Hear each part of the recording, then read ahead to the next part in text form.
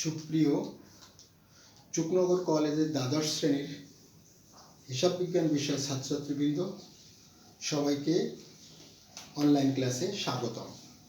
আজকে আমি তোমাদের যে অঙ্কটা করাতে চাই সেটা হলো পরেশচন্দ্র মণ্ডলের বইয়ের 56 পৃষ্ঠায়, এটা হচ্ছে উদাহরণ 27 পারুল অ্যান্ড কম।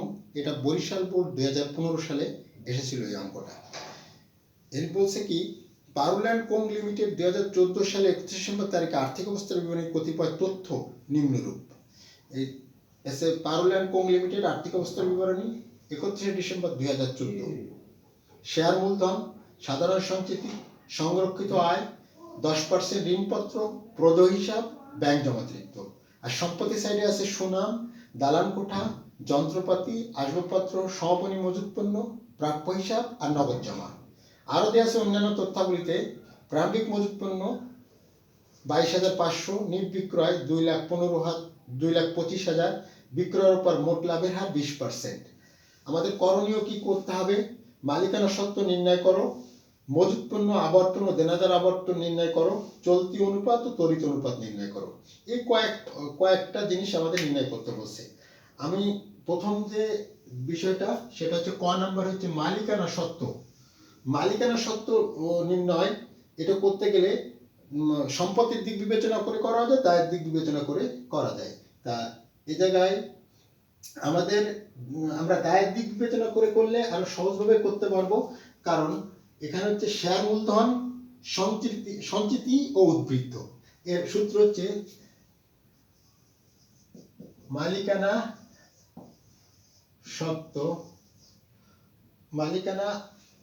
সত্ত্ব সমান সমান শেয়ার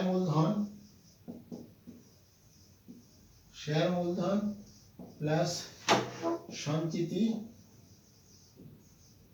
প্লাস উদ্বৃত্ত। উদ্বৃত্ত মানে সাধারণত আমরা সংরক্ষিত আয় বিবরণী বুঝি।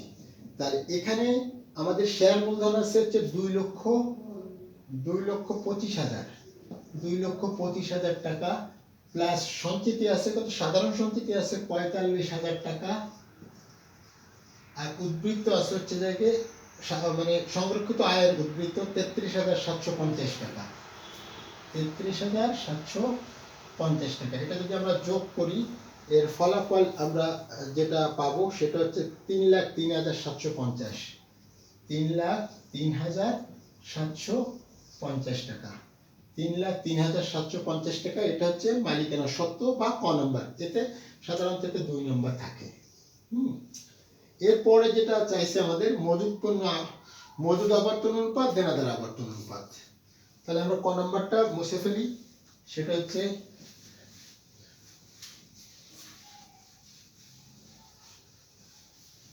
এবার ক্ষয় সাধারণত দুটো করে চাই। ক্ষয়ের একে আমাদের আছে মজুদ আবর্তন অনুপাত। মজুদ আবর্তন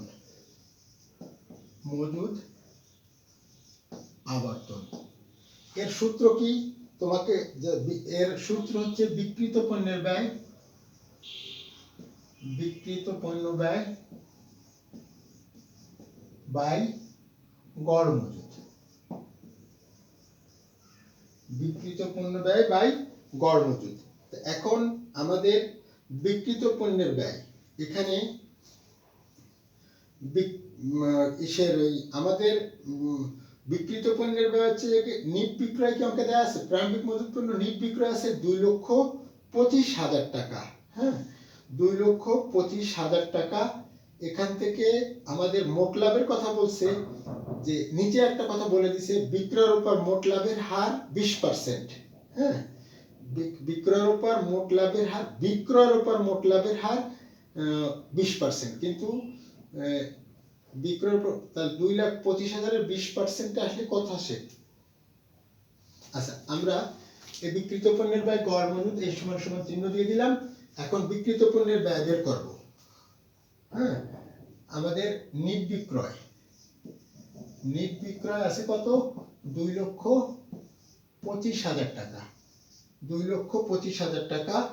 আর বিক্রয়ের উপর এই নিট বিক্রয়ের উপর লাভের হার হচ্ছে, এর ভিতরে লাভ আছে জায়গায় আছে হচ্ছে কত পার্সেন্ট? লাভ হচ্ছে যে লাভের হার হচ্ছে 20%। 20% যদি আমরা করি, লাভ যদি 20% করি 22,500, অর্থাৎ 44,45,000 টাকা হবে জায়গায় আমাদের লাভ। এই 20% কাটলে, এটার উপরে 20% কাটলে হবে 45,000 টাকা। এই 45,000 টাকা বিয়োগ করে দেয় 2,25,000 টাকার থেকে, তাহলে 3 শূন্য শূন্য 4 আর 12, 8 আর 4 12, আর থাকলে 1,80,000 টাকা। এটা হচ্ছে বিক্রিত পণ্যের ব্যয়। বিক্রিত পণ্য ব্যয়, বিক্রিত পণ্য ব্যয়। তাহলে আমরা এখানে লিখে গেলি 1,80,000 টাকা বিক্রিত পণ্যের ব্যয়। গড় মজুদ। এখন গড় মজুদের ক্ষেত্রে আমি একটা বলছি যে যদি মজুদ দুটো থাকে, প্রারম্ভিক মজুদ এবং সমাপনী মজুদ যদি থাকে, তাহলে দুটো যোগফল 2 দিয়ে ভাগ করে দিতে হয়। তাহলে আমরা এখানে লিখি গড় মজুদ সমান সমান প্রারম্ভিক মজুদ প্লাস সমাপনী মজুদ বাই 2। আচ্ছা, প্রারম্ভিক মজুদ অঙ্কে দেওয়া আছে এখানে, এই নিচের দিকে প্রারম্ভিক মজুদ আছে 22,500, 22,500। আর সমাপনী দেওয়া থাকবে হচ্ছে আর্থিক অবস্থার বিবরণীতে, এর সমাপনী মজুদ পণ্য আছে 33,750, 33,750 ভাগ এটা হবে 2। তাহলে এই যে এটা দেওয়া আছে প্রারম্ভিক মজুদ সমাপনী 33,750 ভাগ 2, এটা করলে উত্তর যেটা আসবে সেটা বলি আমি, 28,125। 28,125, এই মানে দুটো যোগ করে, উপরে দুটো যোগ করে 2 দিয়ে ভাগ করলে 28,125 টাকা আসবে। তাহলে আমরা লিখি 28,125। এখানে এই ভাগ করলে যে ভাগফলটা আসবে সেটা হচ্ছে আমাদের মজুদ আবর্তন অনুপাত। অর্থাৎ এটার এখানে ভাগ করলে হবে জায়গায় 28,000, 1,80,000 ভাগ 28,125 করলে কত আসে? ক্যালকুলেটর একটু করে দেখো, এটা মেবি 6/28 30, 318, 6 একটু উপরে আসবে। অর্থাৎ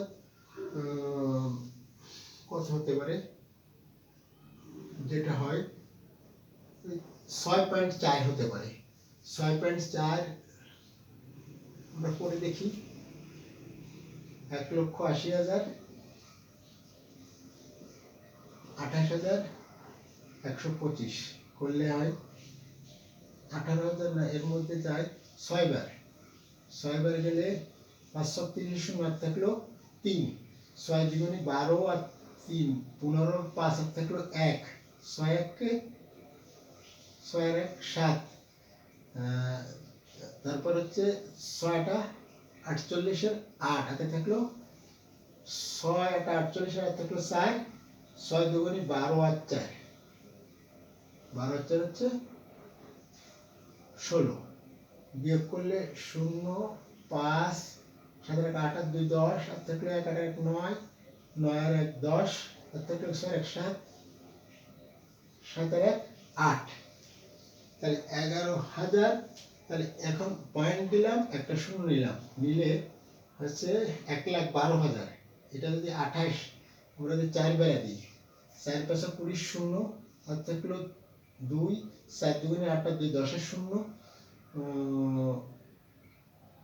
আর থাকলো 1, 4 1 4 1 5, 4 1 4 1 5, 4 এটা 32 এর 2, আর থাকলো 3, 4 দুগুণে 8 আর 3 11, মিলেই গেল 6.4। অর্থাৎ এটা 6.4 বার অবলিক গুণ। এটা হচ্ছে আবর্তনের ক্ষেত্রে এই সূত্র, এই বার অবলিক গুণ ব্যবহার করতে হবে। মজুদ আবর্তন বিক্রিত পণ্যের ব্যয় বাই গড় মজুদ, অর্থাৎ এখানে আমাদের উত্তর আসলো 6.4 বার অবলিক গুণ। এরপরে আমাদের যেটা করতে হবে সেটা হচ্ছে,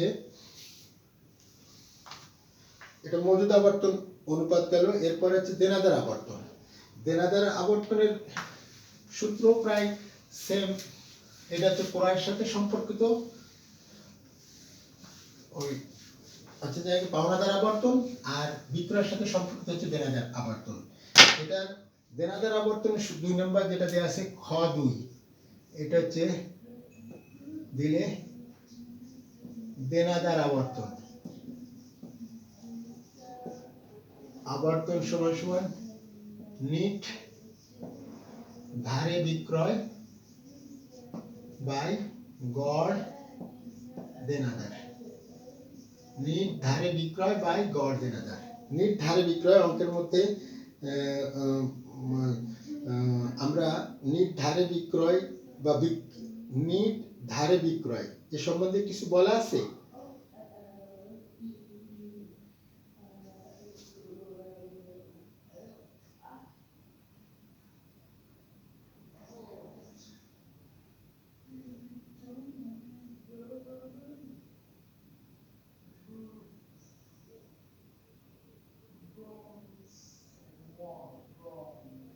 এখন নিট বিক্রয়কে আমরা এখানে ধরে নিতে পারি, এখানে ধারে বিক্রয় আলাদা করে কিছু বলে দিই নাই। তা নিট বিক্রয় আছে 2,25,000, নিট বিক্রয় 2,25,000, এটাকে আমরা ধারে বিক্রয় ধরে নিতে পারি। আর গড় দেনাদার হচ্ছে প্রাপ্য হিসাব এবং প্রাপ্য নোটের যোগফল, সাধারণত গড় দেনাদার বা গড় প্রাপ্য হিসাব। তাই এখানে প্রাপ্য নোট নাই, তাহলে প্রাপ্য হিসাব আছে 22,500, 22,500।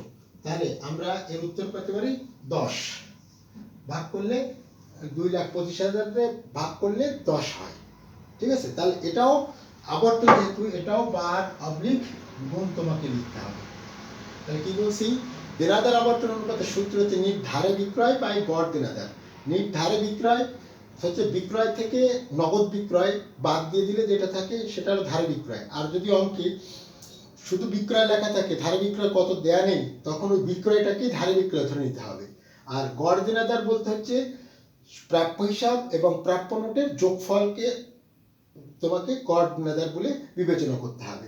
তা এখানে শুধু প্রাপ্য হিসাব আছে, সেজন্য 22,500 সেটাই লিখছি, ভাগ করলে 10 হয়। এর উত্তরে লিখতে হবে আবর্তন যেহেতু আছে সেহেতু বার বা গুণ লিখতে হবে। ঠিক আছে, এরপরে যেটা আমাদের চাইছে গ নাম্বার, গ নাম্বারে চাইছে হচ্ছে চলতি অনুপাত আর হচ্ছে তড়িৎ অনুপাত। আমরা আগেও করাইছি, চলতি অনুপাতের সূত্র হচ্ছে চলতি অনুপাত সমান সমান চলতি সম্পত্তি বাই চলতি দায়। চলতি সম্পত্তি বাই চলতি দায়। আমরা জানি চলতি সম্পত্তি হচ্ছে চলতি প্রকৃতির, অর্থাৎ যে সম্পত্তিগুলো সচরাচর পরিবর্তন হয় সেই সম্পত্তিগুলোকে চলতি সম্পত্তি বলা হয়। যেমন এখানে সুনাম স্থায়ী সম্পত্তি, দালানকোঠা স্থায়ী সম্পত্তি, যন্ত্রপাতি স্থায়ী সম্পত্তি, আসবাবপত্র স্থায়ী সম্পত্তি। আছে মজুত পণ্য প্রাপ্য হিসাব আর নগদ জমা 33,750 একটা, আর হচ্ছে 22,500 আর একটা 4,500।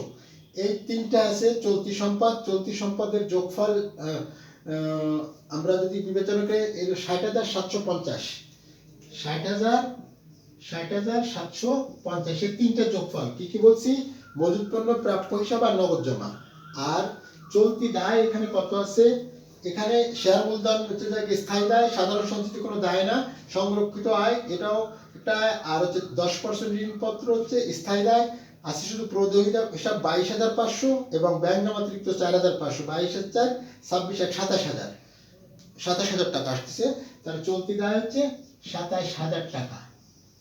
এটারে যদি তুমি এটার তো অনুপাত লিখতে হবে, এটা ভাগ করলে আসবে হচ্ছে জায়গায় 2, চলতি মানে 27 আর 60, এটা 2 পয়েন্ট আমি করে দেখছি 2.25:1 ভাগ করলে এর নিচেটা দিয়ে ভাগ দিতে হবে, ভাগ দিলে যেটা উত্তর হয় সেটা আগে লিখতে হবে, আর 1:1 এটা হলো বেস, এটা তোমাকে নির্ণয় করতে হবে।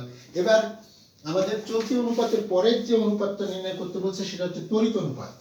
আমরা তড়িৎ অনুপাতের সূত্রটা অবশ্যই জানি, এটা হচ্ছে তড়িৎ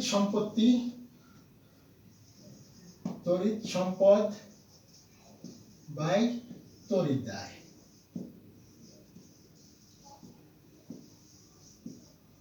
তড়িৎ অনুপাত, তড়িৎ সম্পত্তি বাই তড়িৎ দায়। আমরা আগে বলেছিলাম চলতি সম্পত্তি থেকে মজুত পণ্য বাদ দিলে যে সম্পত্তিটুকু থাকবে সেটাকে বলা হয় তড়িৎ সম্পত্তি।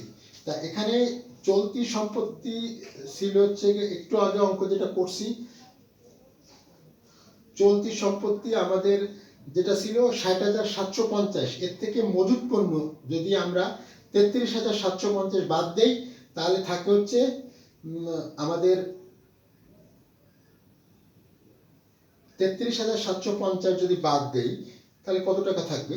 তো আমরা এনে লিখতে পারি, আমরা এভাবে আর একটু ভালো করে লিখি যে চলতি সম্পত্তি একটু আগে করছিলাম আমরা ৬০,৭৫০, ৬০,৭৫০ এর থেকে শুধু মজুত পণ্য বাদ দিলে হচ্ছে ৩৩,৭৫০, ৩৩,৭৫০ একটা। আর তড়িৎ দায় ছিল কত টাকা, আমাদের টাকা ছিল হচ্ছে ২৭,০০০। তড়িৎ দায় ছিল চলতি দায় ছিল ২৭,০০০, তার থেকে ব্যাংক জমাতিরিক্ত বাদ দিতে হবে শুধু ৪,৫০০। এটা বাদ দিলে এর ফলাফল পড়ে তোমাকে এর ফলাফলের উত্তর আসবে তোমার ১.২:১। এটা আমি তোমরা বাসায় করে নেবা, এর দুটোর বিয়োগফল করে। আমি কি বলছি, তড়িৎ সম্পদ হচ্ছে চলতি সম্পত্তি থেকে শুধুমাত্র মজুত পণ্য বাদ, আর তড়িৎ দায় হচ্ছে চলতি দায় থেকে শুধুমাত্র ব্যাংক জমাতিরিক্ত বাদ। এই দুটো বাদ দেওয়ার পরে এর ভাগ করলে অনুপাত আসবে ১.২:১। অর্থাৎ তড়িৎ অনুপাতের আদর্শ মান কত সেটাও তোমাদের একটু ধারণা থাকতে হবে। এভাবে তোমাকে এই অঙ্কটা করতে হবে। সুপ্রিয় শিক্ষার্থী, আজকের মতো এই অঙ্কটা করলাম। তোমরা সামনের যে অঙ্কগুলো আছে, বিশেষ করে বোর্ড যে কোশ্চেনগুলো আছে, এই কোশ্চেনগুলো একটু সলভ করার চেষ্টা করবা। নেক্সট ক্লাসে আমি আরও একটু অনুশীলন থেকে অঙ্ক করানো শুরু করব। সবাইকে আজকের ক্লাসে উপস্থিত থাকার জন্য ধন্যবাদ জানিয়ে আজকের মতো শেষ করছি। আল্লাহ হাফেজ।